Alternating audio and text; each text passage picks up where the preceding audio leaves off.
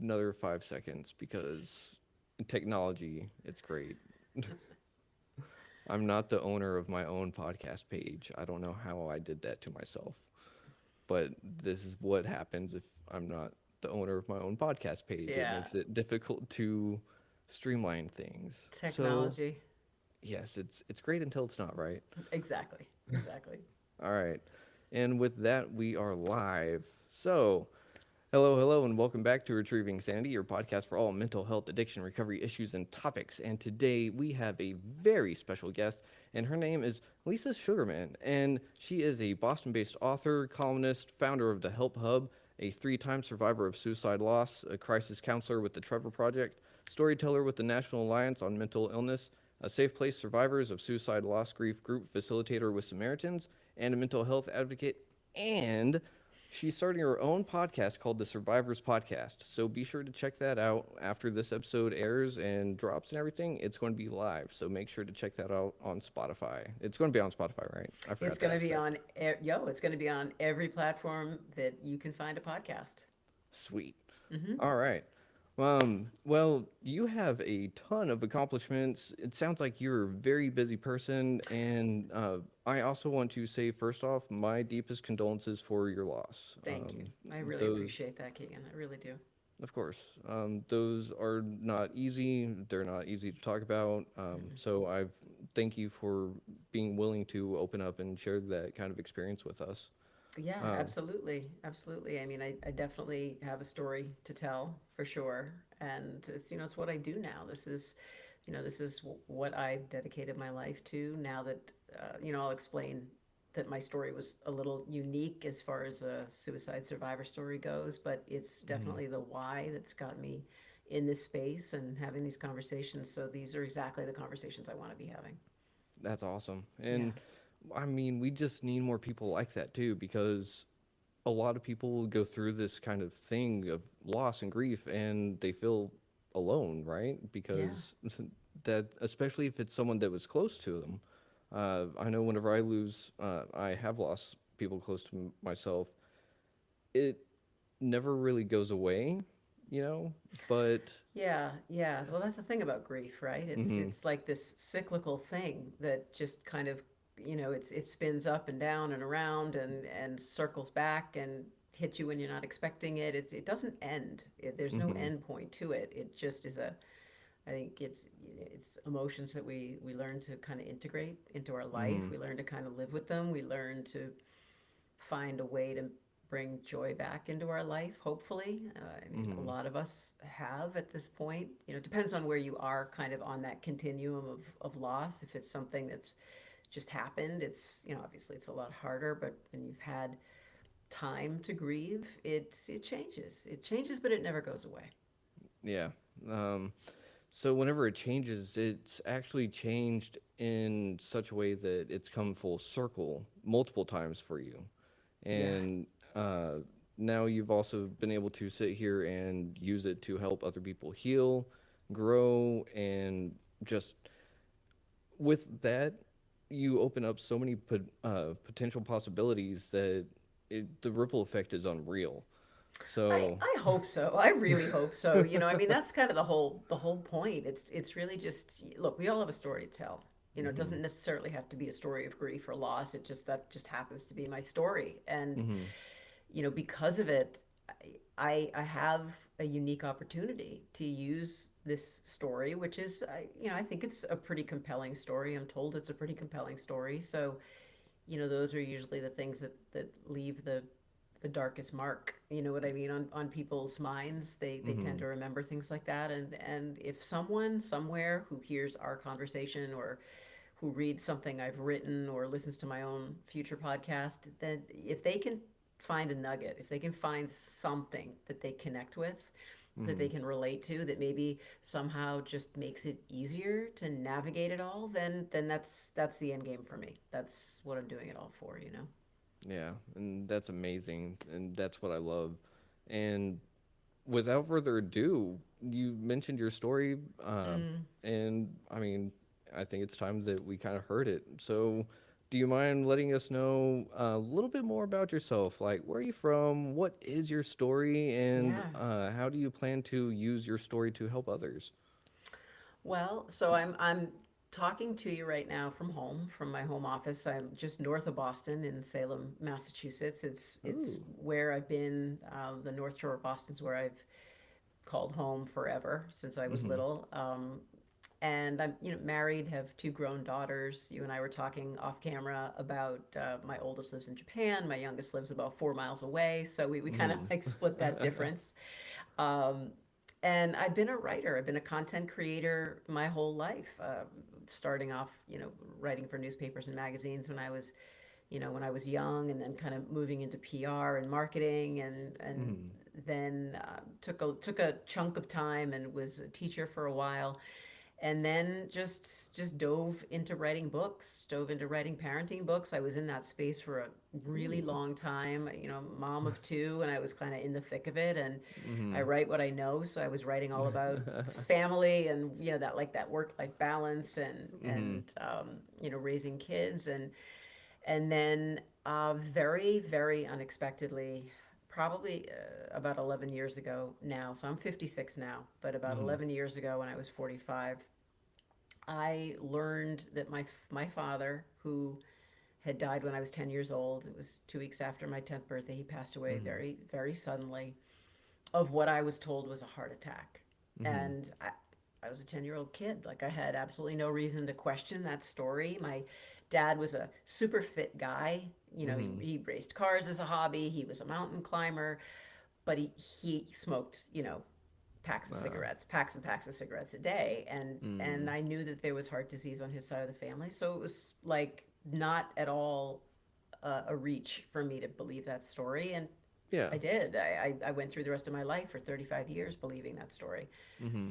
and when I was 45, which was the same age my dad was when he passed away, Mm-hmm. I just kind of accidentally stumbled on the truth that my father had actually taken his life, and he was the is the third. There were three in my life, who have died by suicide. A cousin the year before my dad died in 1977. Oh man. Then a really close childhood friend who'll be gone. He'll be gone now 4 years next month, and my Mm. dad. And so it just kind of it just broke me. It just broke me in half, and Mm-hmm. um, you know, kind of shifted all my energy and my focus, and what my priorities were. Like, Mm-hmm. there was a time for those first few years after I found out the truth that I really just kind of shut down. I shut Mm-hmm. down, doing the work that I was doing. I had written a bunch of parenting books and was out there writing columns, and in that space, and I just kind of let it go for a time because Mm-hmm. I didn't feel like I could devote my time to that anymore, Yeah. knowing that there are people out there in the world who were struggling, and who were Mm-hmm. dealing with mental health issues and mental illness, and little by little I kind of got to that place where I felt like I did have a story to tell, and it was a little unusual because I've lost my dad twice. Yeah. I mean, Yeah. fully, in as It's much as you can strange. fully grieve for someone. Yeah, I did all of that when I was a kid, all through my life. And then, when you're 45 years old, and I had been married for like 20 years, I had two kids who were teens at the time. Mm-hmm. And all of a sudden, I find out that, he had died by suicide. And that just, it just like put me like right back at square one all over again, like Mm-hmm. totally different circumstances. Now all of a sudden I was a survivor of suicide loss, didn't know what the hell that meant. Mm-hmm. And so, bit by bit, I just kind of emerged from this place of um, kind of complete shutdown to Mm-hmm. a place where I realized that, I could either just keep shutting down, or I could do something worthwhile with the story that I have. And I started talking like little by little. It didn't happen overnight. Oh It yeah, was, for sure. yeah, just like having conversations. And once I told my kids the truth, and once I, kind of like in your orbit, it just kind Mm-hmm. of spread throughout my orbit of family and friends and in my life, Mm-hmm. and that became the narrative. That was the truth. And I Mm-hmm. felt like, you just kind of feel like you need to do more. I felt like I Yeah. needed to do more, and Mm-hmm. got involved as a crisis counselor with the Trevor Project, and wanted to be on the lifelines, like wanted to be that person that my dad didn't have. Uh-huh. And, then just kind of shifted all the content that I was putting out into the world was all about suicide awareness and prevention and grief and loss and that like really nuanced space because Mm-hmm. it's different. It's, It is. I'm not saying, a loss is a loss. I'm not saying that, Mm-hmm. every loss isn't tragic because every loss is tragic. Mm-hmm. Oh yeah. Suicide loss, it hits different. There are elements to it that just don't exist in Mm-hmm. other kinds of loss, and I felt like it was really important to get people talking, and so I kind of started, and I haven't really stopped. That's awesome. Yeah, Well, it's not awesome that it all happened, but right. it's awesome that you've been able to pick up the pieces and decide to say, I'm going to go forward. Yeah, And uh, again, my deepest condolences on all of those losses, I appreciate that. of course. And I mean, it is strange that you lost your father twice Mm, because you essentially had a whole nother life without him, yeah, and then you had to grieve that again. So that right there would have, oh, that would have rocked me really hard. yeah. And I don't know how I would have done it, one day at a time for sure now, but Mm. put me back to 5, 6, 7, 8 years ago, ooh, I would have been all sorts of lost. Yeah, Um, I was. I mean, mm-hmm, I can't deny that I was absolutely lost. I mm-hmm, wasn't talking about it with anybody when I first found out. My mom was the only one who knew.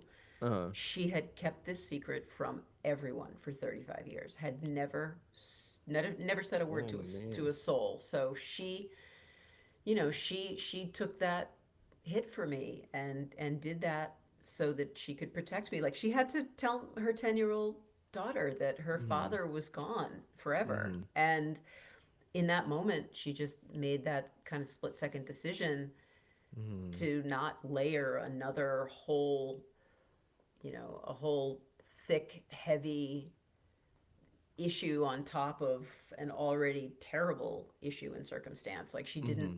she didn't want to layer a suicide on top of that. Plus, I was 10 years old. Like we're talking about the late 1970s. What the hell was I going to do with that information? How would I It didn't navigate that? exist. It didn't exist. Exactly. Uh-uh. People didn't talk about it. People Mm-mm. didn't talk openly about therapy. There Mm-mm. weren't resources for kids or even adults in the way that Uh-huh. there are now. And so my mom just made this decision in that moment, and I am absolutely nothing but grateful to her. Mm-hmm.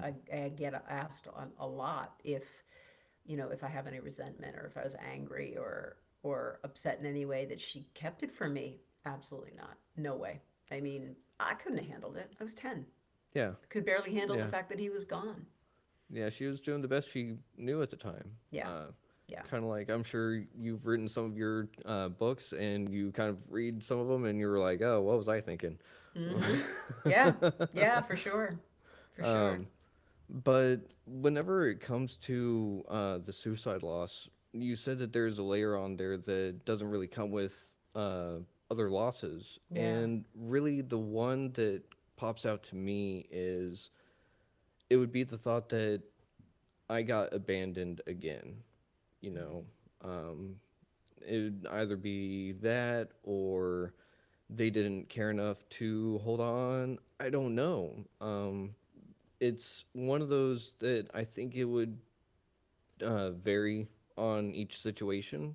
Mhm. So, whenever it came to, say, your father's, especially because you found out later, 35 years after the fact, Mhm. what was that extra layer that you kind of felt? Um, I didn't feel I didn't feel like he abandoned me. mm-hmm, I had the one thing that I had in my favor, like playing in my favor, mm-hmm, was the time in my life when I found out. Like I was a mm, mother. uh-huh, I was a 45-year-old woman. I'd been married for 2 decades already. uh-huh, The world was really, this is, 10, 11 years ago. So the world was already kind of shifting in terms of like mm-hmm, talking about mental health and wellness and suicide was becoming part of the bigger conversation more often than Mm-hmm. it ever had been. So I had I had some, I don't want to say skills or tools because I really didn't have that many, but I had enough maturity, I think, Uh-huh. at that point as an adult Mm. to understand that the basics of mental illness, like my dad didn't take his life because he didn't love me. I know that. Mm-hmm. Like I know Yeah. that. He didn't do it because he didn't love, he didn't not love my mother. Mm-hmm. It's not about that. When someone takes their life, they're not doing it because they don't care about the people in their life anymore. They're doing Mm-hmm. it because they're in such excruciating emotional pain that Mm-hmm. there's no other way out. Like they can't see Yeah. another way out. So Mm-mm. so kind of ending the voices, silencing the voices, or getting rid of the pain and having the ability to do that. Like when you're at that point, Mm-hmm. where you're Oh yeah. considering ending your life or harming yourself, like Mm-hmm. obviously you're not thinking clearly, you're not thinking about other people. The only thing that you have control over Mm-hmm. at this point is whether you live or you don't live. Yeah. And that's at the end of the day, for a lot of people who do ultimately make that choice, it's the only way that they can help themselves, because Mm-hmm. everything else is out of control. It's the only thing they can do for themselves. And I know that my dad had to have been in that place. But Mm-hmm. the interesting thing about my dad is he like, look, there are like two different buckets of people. Uh-huh. Typically, there are the people who are, very maybe vocal about what's going on. You know Mm-hmm. that something's wrong. Maybe they're talking openly and honestly about it. And then you've got these extroverted people Mm-hmm. who are out there, like they're living their best lives, and they're not struggling or suffering, and everything is Mm-hmm. hidden. So they never Yep. say a word. They never ask for help. You don't know what's really going on the inside. And my dad was in that bucket. Like he was that guy. Mm-hmm. He was just loving and charming and present, and um, a happy-go-lucky, joyful man. And you would never think that anything was wrong. We had no idea. My mother had Yeah. no idea. So Mm-hmm. it's hard, but I do know and believe that he didn't leave because he wanted to leave. He just felt like he had no choice. Yeah. And I think that you highlight some really important things right there, because I know whenever I was at the last part of my addiction before I went into recovery, there was a Citizen Soldier, I believe, had a TikTok Mm-hmm. that was him saying he's tired of people calling suicide selfish, Yeah, and I was like, thank you, like I get that, and that song broke me, and I still just love it, but the message was so clear that it's not selfish yeah, because like you were saying, it is the only way out in that moment. right. And And it's usually the only thing left that the mm-hmm, person who's in distress can control, yeah, right? mm-hmm. And I mean, I can say that I was actively trying to kill myself drinking, and I can say that I've tried other methods of sorts, but Mm-hmm. nothing that was quick acting, thankfully, Yeah, because who knows? yeah. But I do want to say for any of those people that are in a crisis, there is a number right above my head, right there. Um, so it is 988. Anyone that is out Mm-hmm. there listening, if you are ever in a crisis, if we can teach our children how to dial 911 in an emergency, we can teach our friends and loved ones how to dial 988 whenever they are in a crisis. Ab- Absolutely, absolutely. So glad you highlighted that, because people get isolated. You said this earlier. Like Mm-hmm. people get super isolated in their own heads, and they get bogged down by the weight of the struggle or the trauma Mm-hmm. or the mental illness, and they don't know where to go. And there are a Mm-mm. lot of people out there who don't have family or a support system, or a partner, or even a friend community that they can go to. But no matter who you are, no matter what you're dealing with, no Mm-hmm. matter what, whether you have people behind you or not, there's always somebody 24/7 on the other end of that 988 lifeline, and it saves lives. And I mean, I'm on it. I'm one of the people on the other end of that line, and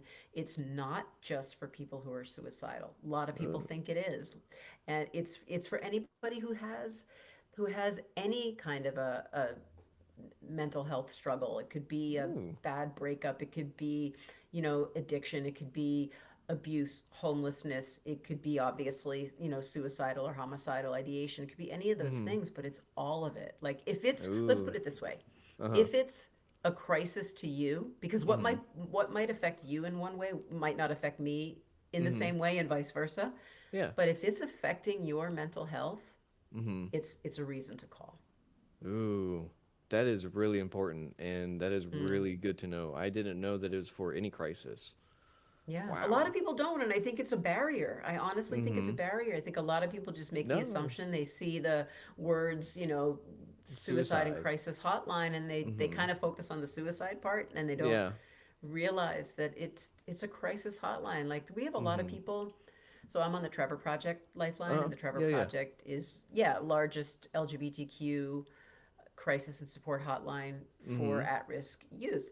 And we have a lot of people who come on every day, and we call them familiar voices, and those are people Mhm. who they're not necessarily in active crisis.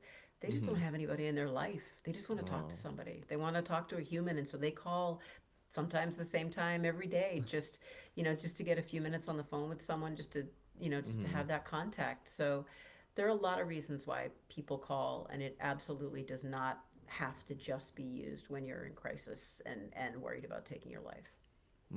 And that's really good to know because, I mean, if I'm not mistaken, the 988 number hasn't been around for very long. I'm It's thinking, it's been a little over 2 years. yeah, I was about to say it's like literally within the last 5 years. So Yeah, that's, yeah, probably closer to three. It was an 800 hmm number that was yeah, then, shortened for the same reason why we have 911. yep. So that's really cool, and I'm going to definitely push 988 as much as I can. I mean, I'm already trying it, but now that I know that it's not just for suicide, it's for any kind of crisis, I'm going to Mm-hmm. push the absolute crap out of it because so many people I know could just. That's the thing. A lot of people want to be heard, right? Yeah, yeah, And yeah. so that opens up a pathway for healing and just telling this story. And you're a storyteller for NAMI, right? Mm-hmm. So what I all am. does what all does storytelling for NAMI involve? So NAMI, I think you said it in the intro, is the National Alliance on Mental Illness, and they're a Mm-hmm. grassroots organization that does a lot of work, in civic organizations, in schools, classrooms, going through educating the public on all sorts of mental health issues and crises. And Mm-hmm. they have a program, it's a storyteller program. It's not just for people who have a story of suicide loss to tell. It's Mm-hmm. for anybody. Like, let's say maybe you were someone, maybe you're the parent of a child who had an addiction issue or had a Mm-hmm. mental illness, and you were like a caregiver of that child, Uh-huh. and you've had experiences navigating someone else's mental illness or Mm-hmm. addiction or suicide loss for that matter. And Mm-hmm. we get trained. It's a pretty rigorous but beautiful process where we get trained to kind of hone down our story, and we cover Ooh. very specific, kind of the who, what, whys, and then what we did, what happened, what was the outcome. Mm-hmm. And we get teamed up with another presenter. Like we may usually we'll both end up being, talking about something slightly different. Like you're not usually going to Mm-hmm. have two suicide loss survivors, Oh yeah. but we go and we tag team it, and it's an hour-long presentation. It's completely free. So Ooh. we speak a lot to crisis intervention teams. I personally Mm-hmm. speak a lot to crisis intervention teams like Uh-huh. first responders, police, fire. Um, we do a lot with local law enforcement. We go to schools. We can speak to religious groups and civic organizations, and we just go in, and it's an hour-long presentation. We have a big Q&A at the end. People can ask us Ooh. anything. We just share our story just so that people, like first responders are often the people who, for instance, get the Mm-hmm. calls when someone overdoses, or get the calls when, someone attempts to take their life, or suicides. Mm-hmm. And, they have that perspective. But what they Mm-hmm. don't always necessarily have is the perspective of the family, of the survivors, of of the community. So Mhm. we give that perspective to them. We go in and we kind of give them another angle to think about and to reflect on and to ask questions about. And it Mm. usually ends up in a beautiful Q&A at the end, Mhm. where people just kind of get to pick our brain about our own experience, and it just helps them do their job better. Oh yeah, that's awesome. And Yeah. it sounds perfect for you because you're a content creator. You've been writing your whole life.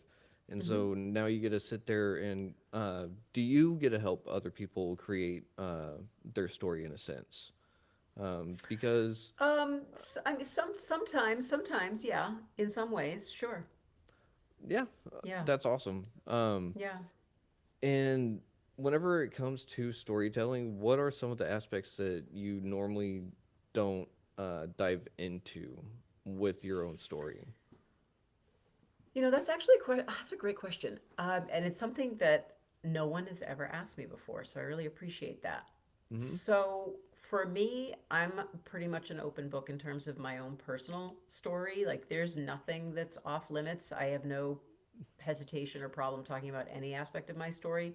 The only Hmm. thing that I don't share, and I know that, and I'm speaking now as someone who presents for NAMI, one of the Hmm. things that we don't ever share is how someone ended their Mm. life or how Yeah. someone may have tried to take their life, because that Hmm. you never know Mm-mm. who's receiving your story. You never know what may trigger someone, and some of those details for a lot of people can be super super triggering. So Oh yeah. that's the only thing that I don't go into, and no one ever asks. Yeah.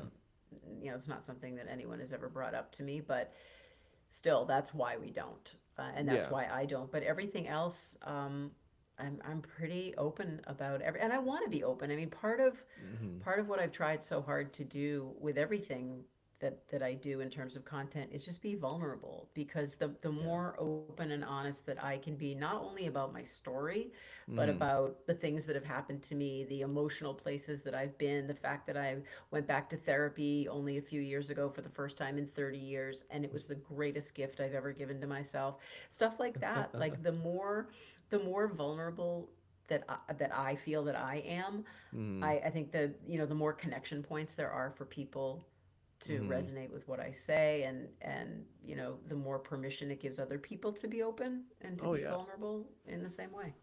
Yeah. So, Yeah, that's beautiful. And I love yeah. that because being vulnerable, being authentic is something Hmm. that is not only difficult, but it is very much needed, especially Yeah. whenever we're talking about vulnerables, not vulnerable spaces. I mean, it is vulnerable space, but I mean, you know what kind of space I'm talking about. Yeah, yeah, absolutely. And so, one of the things, though, that I've kind of gotten in trouble for myself is saying suicide on the internet, because now it's supposed to be unaliving oneself or this, that, or the Y- other. And I think it's kind of silly to be skirting around a Yeah. word because it is what it is. It's a very serious thing, and to treat Hmm. it as a slur of sorts is to really just say it's not worth dealing with, essentially. What that does Mm-hmm. is perpetuate the stigma.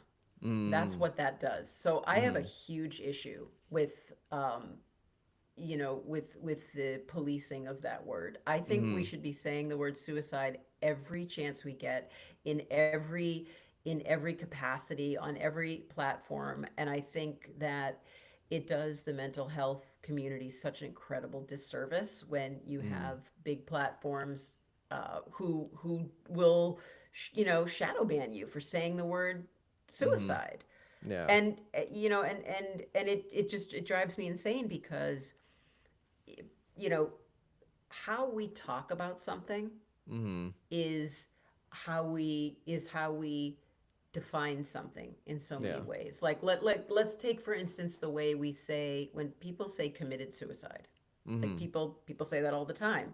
We Mm-hmm. shouldn't be saying committed suicide all the time. We shouldn't be saying it ever, Mm. because word choice matters. And when we Yeah. say committed suicide, it means it's got a negative connotation. You see the word Yeah. committed and you think committed a sin, committed a crime. Mm-hmm. Committed means, means something negative, and so that perpetuates the stigma. And then Mm-hmm. all of a sudden, when we're told we can't even say the word that's attached to the act that was Uh-huh. committed, we, all of a sudden now we're being silenced, and the stigma just grows.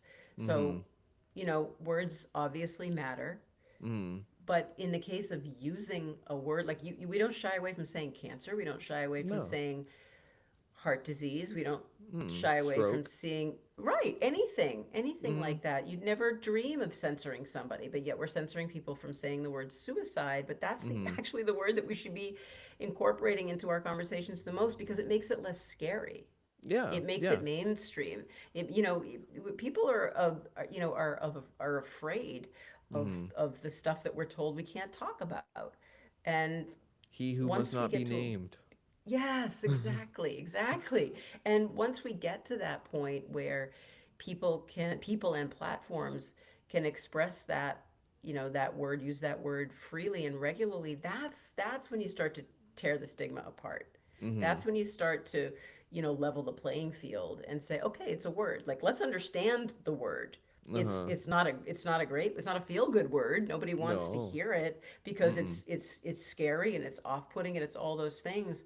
Mm-hmm. But it's the byproduct of an illness. It's the byproduct of Mm-hmm. depression and a mental illness. And the only Yeah. way that we can fight it is to acknowledge it for what it is, Yep. to own it, talk about it, deal Mm-hmm. with it, and create Mm-hmm. a culture where we can have these conversations without feeling like someone's going to silence us. So Mm-hmm. I'm really glad that you brought that up. That's a great point.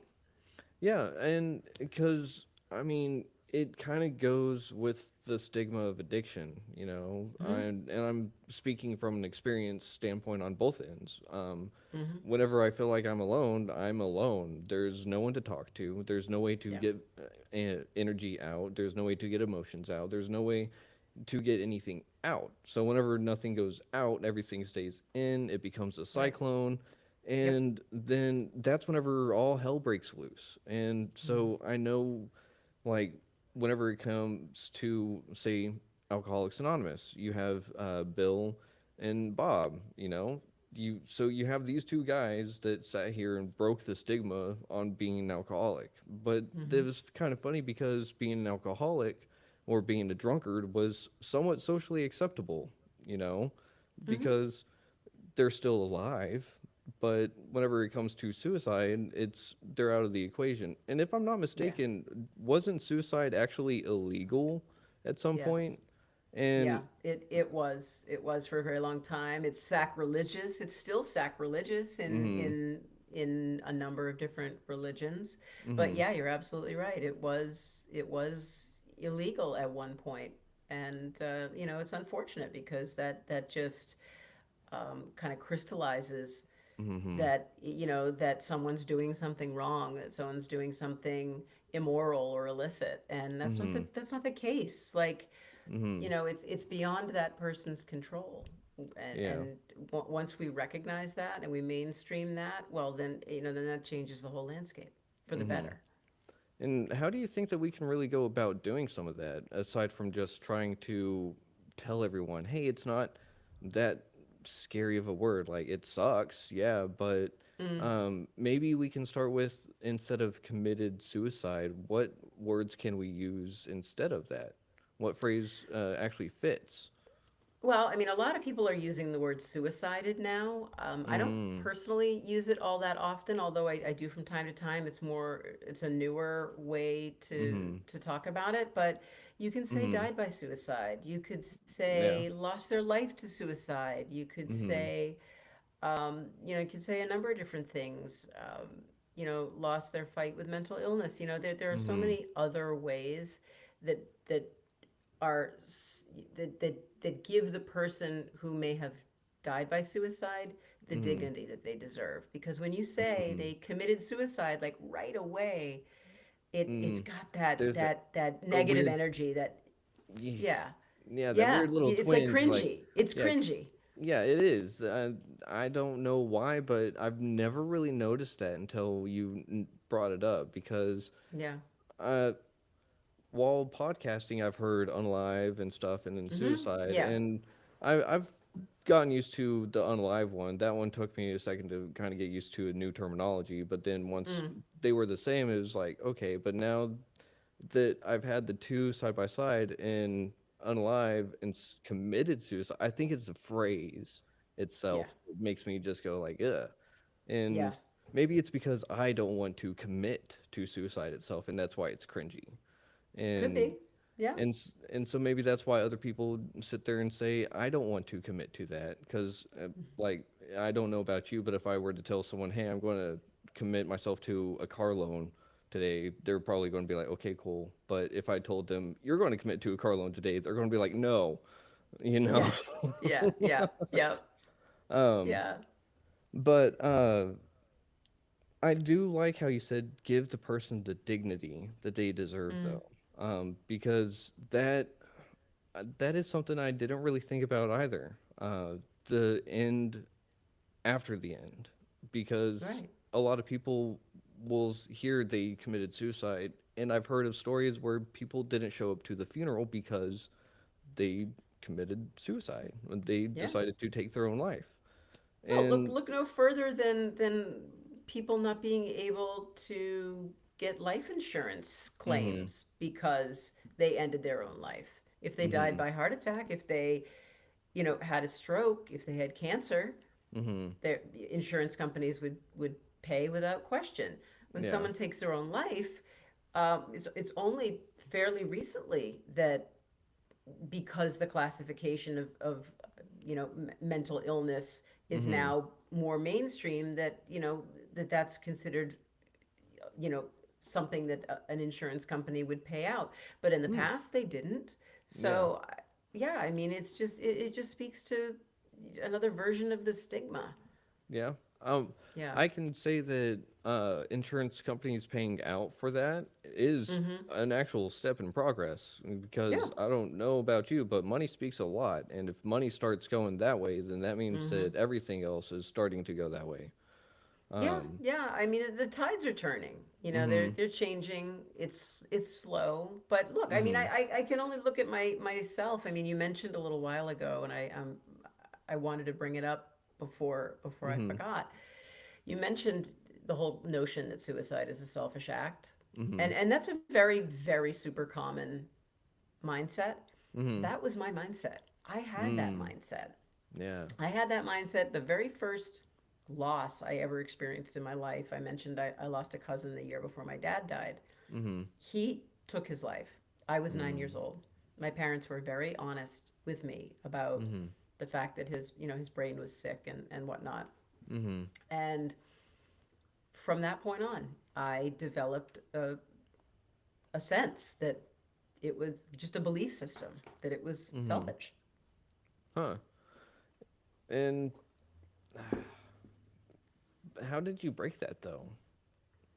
Because Excuse me. you're Yeah, fine. you know what? I think it was when I learned my own father was mentally ill.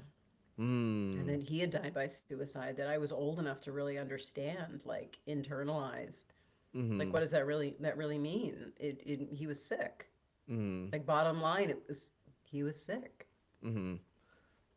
Maybe it was because it was your father, you were able to see that different perspective, that loving aspect of it too. Yeah, Um, yeah, but I mean, who knows? It's some experience way off in the past that thankfully you don't have to relive.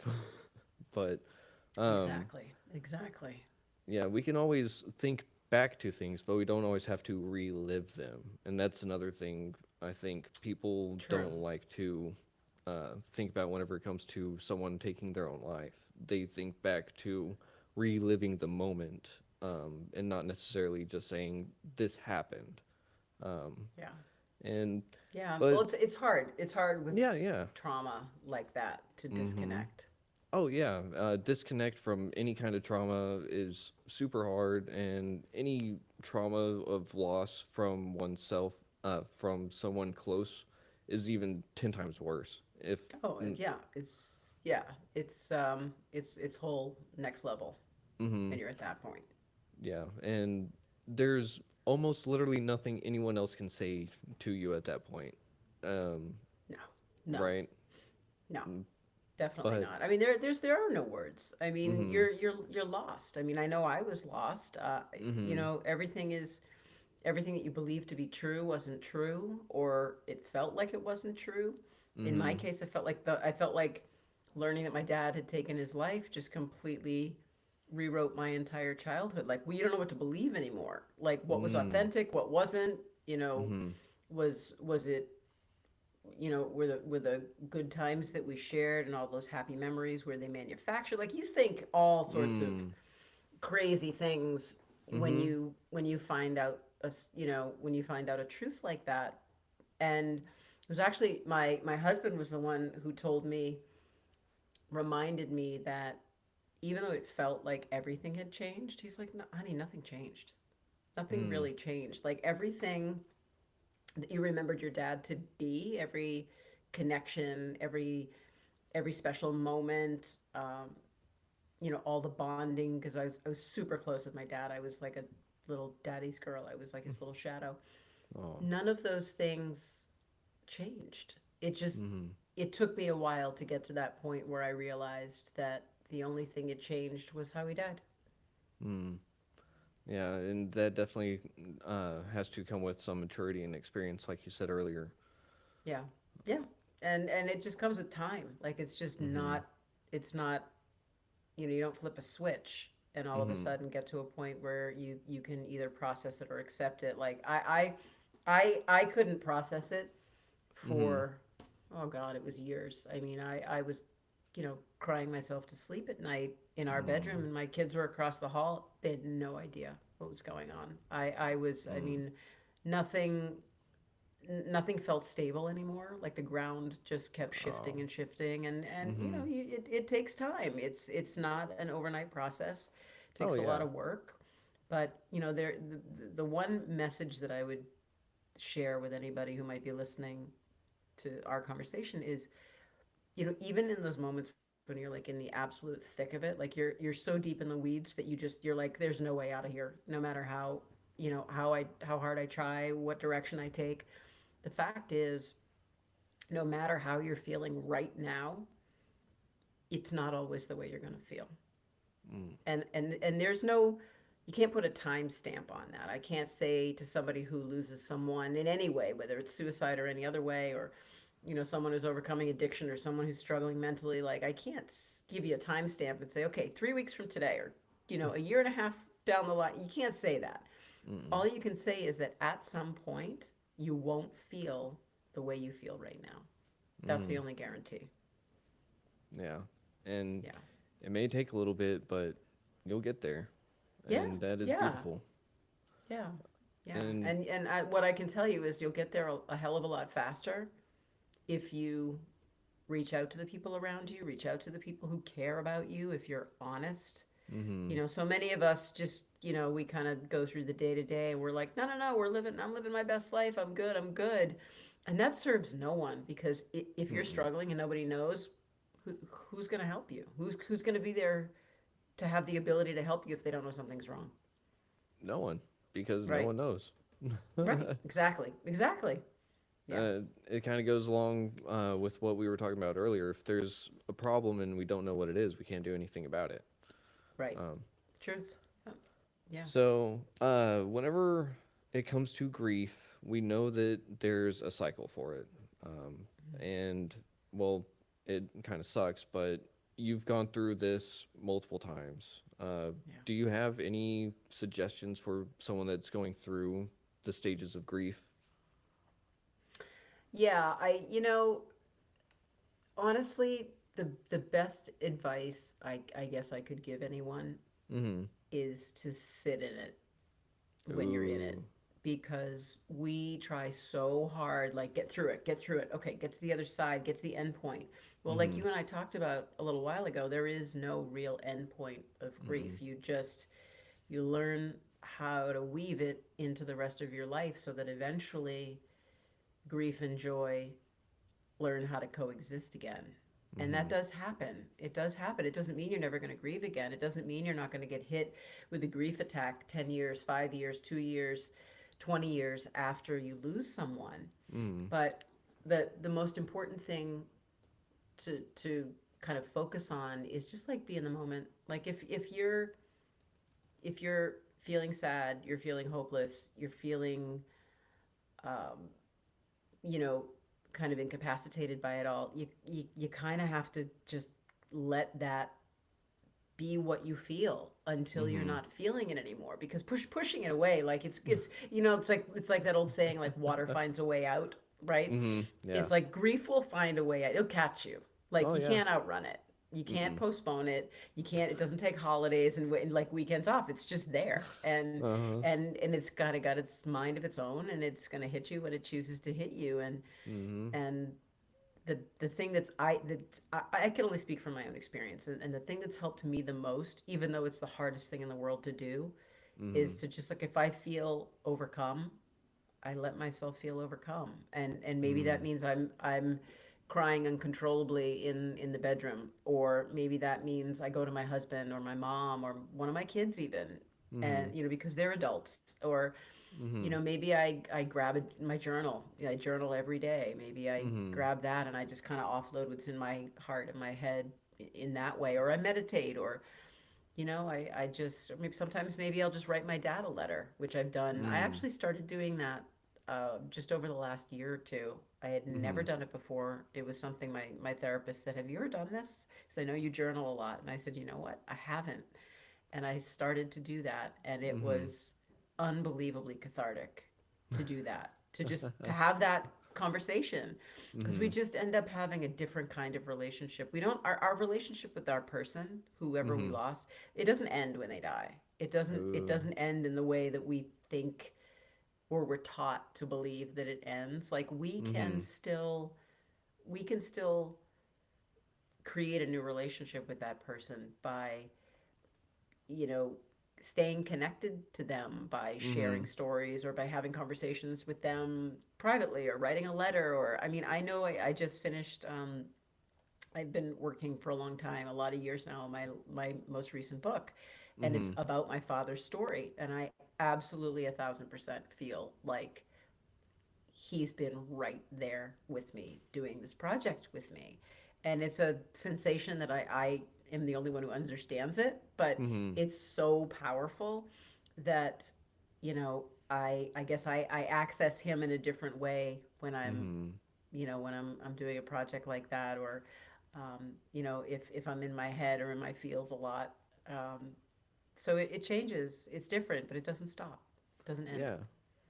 I loved that because it Yeah. is true that they live on in us.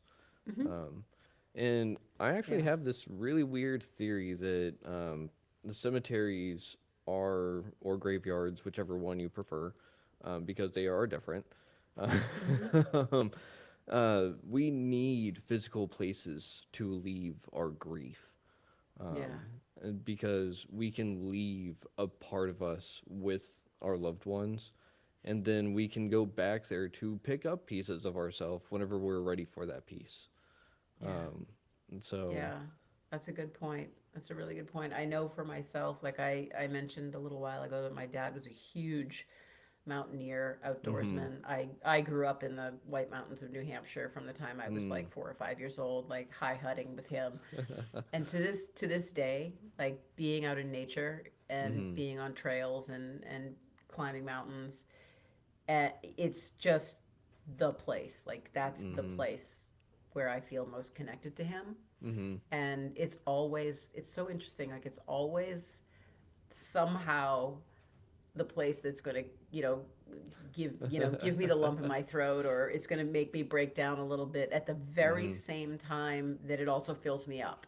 Do you know what I mm-hmm. mean? Yeah. And that's what I mean with like the grief and joy, how they can eventually kind of coexist. Like there are Mm-hmm, times when I'm so grateful that I'm out there and I'm in those places, but I feel him so deeply, and mm-hmm. sometimes it just moves me to tears. Yeah. But it's that connection. That's Mm-hmm. where I feel most connected to him. That's So yeah, I get exactly what you're saying in that way.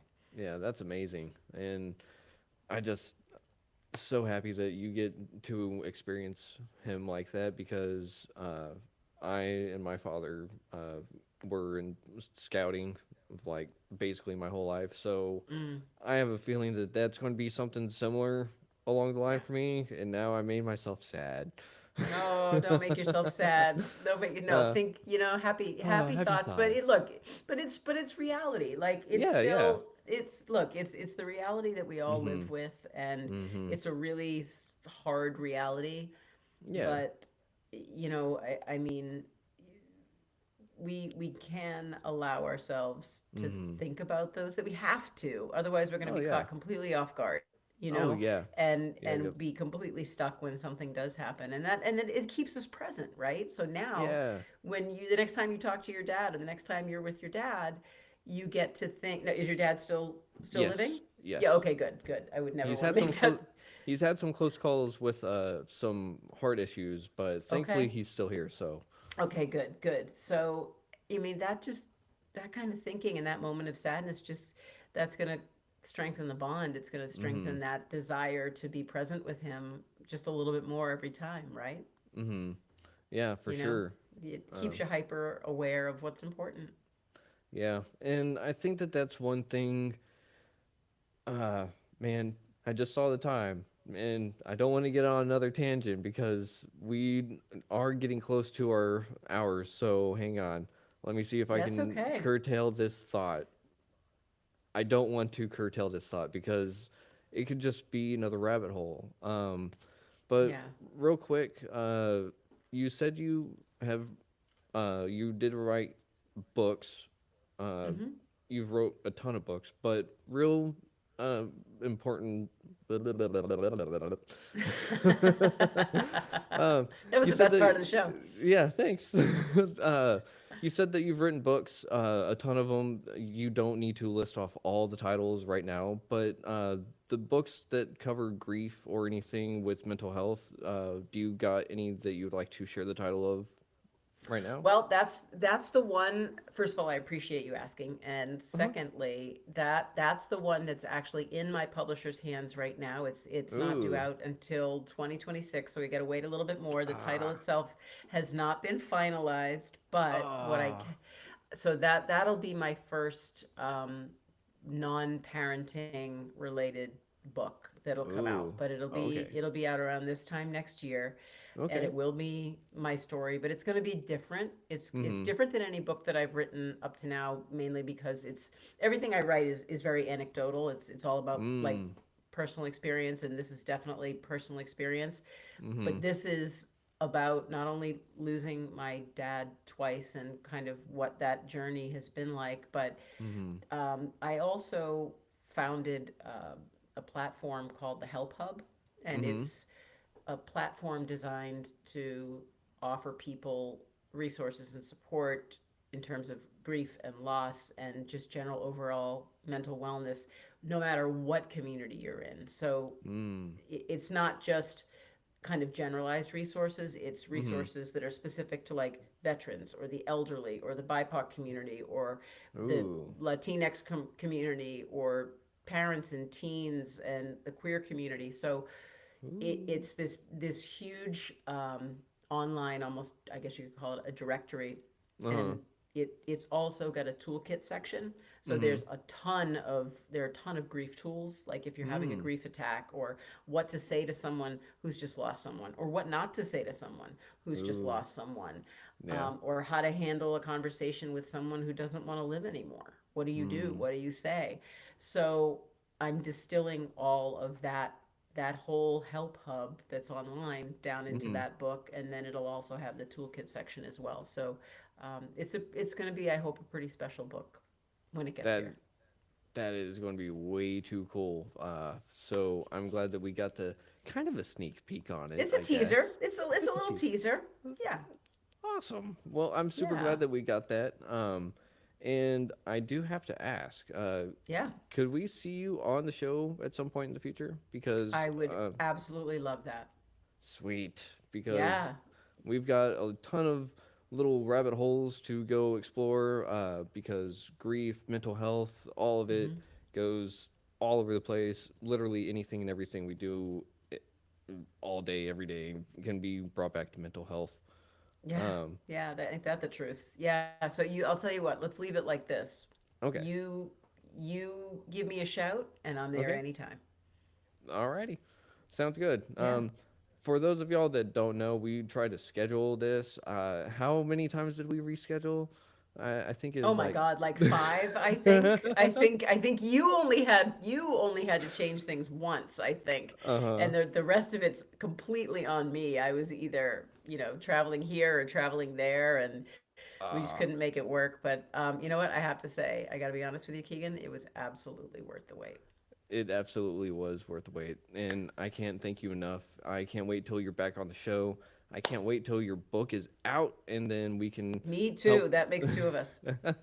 We can spread the word for it. I'm going to help spread the word about the Help Hub, Oh, thank because you. Thank you so yes, much. because that is a super awesome resource, and I learned a little bit more about 988 myself, and so that is just going to be something that I'm going. I'm just I learned so much from this episode, more than I thought I was going to learn, and I'm super freaking happy with it. Well, um, you just made my day. So I appreciate it. of course. And man, I'm trying to think. We got your books, or potential books. We got your website. We got your accomplishments. I'm trying to think what else we didn't cover because there's always something that I'm missing. Well, I think we talked about I'm launching a podcast next week. I think Yes. we talked about that. Let's talk about it a little bit more. Let's end with that. Yeah, yeah, absolutely. So I am partnering with an amazing, amazing human who is already the co-host of one of the top mental health podcasts on planet Earth Ooh. right now. Her name is Gretchen Schoser, and she is currently Ooh. the co-host of a podcast called Shit That Goes On in Our Heads. And it's amazing title. Only wish I had been savvy enough to come up with it myself. But she is already the co-host of this particular podcast. I was a guest on her podcast. She and Ooh. I clicked in a way that I have not clicked with many people in my Mm-hmm. life. We just immediately felt like you know, we were friends from birth. Mm-hmm. Basically, we just completely vibed, and decided we wanted to try and collaborate on something. And ironically, she decided to do a spin-off podcast with me. So her Ooh. podcast that she does now is Mm-hmm. more about like generalized, um, just I mean, I said it, it's the shit that goes on in our heads. That's Yeah. it could be family, it could be work life, it could be, mental health and wellness, anything. But so mm-hmm. she is a survivor of a suicide attempt 2 years ago. Mm. I'm a Oh. survivor, a three-time survivor of suicide loss, plus I'm a crisis counselor. Mm-hmm. So our podcast is called The Survivors, and it's Mm-hmm. really two unique perspectives of surviving mental illness and suicide and loss and grief, and all the conversations that go along with those topics. And it's a Mm-hmm. we're our lane is pretty specific, Mm-hmm. but we're excited to just right now have the conversations between the two of us. We're not really doing a guest format per se right now. We just Mm-hmm. really have so much we want to talk about between the two of us, and that's the nature of our podcast. We're launching everywhere you can find your favorite Sweet. podcast next week. So that's going to be March 12th. Look for it. The Survivors. Sweet. Well, everyone, y'all heard it here first. Well, maybe not first, but if you're listening to Retrieving Sanity and you heard it here first, you heard it here first. I think they did hear it here first. I think so. But everyone, this has been Lisa Sugarman, an amazing soul and just outstanding guest. I can't wait to have her back on. And be sure to check out the Help Hub. And you or anyone is in any kind of crisis, make sure to give the number 988 a call. Um, and as always, thank you for listening to Retrieving Sanity. Lisa, thank you for being on the show. I can't wait to have you back on. This has been an absolute pleasure. And again, just thank you so much. Oh, Keegan, the pleasure was all mine. You are the best. No, not really, but we'll pretend for the show. But until next time, y'all have a great evening or whenever you're listening to this episode. Shalom and stop recording. Yay. Oh, that was dynamite. Oh, yeah, that was awesome. I loved it. Oh, it was great.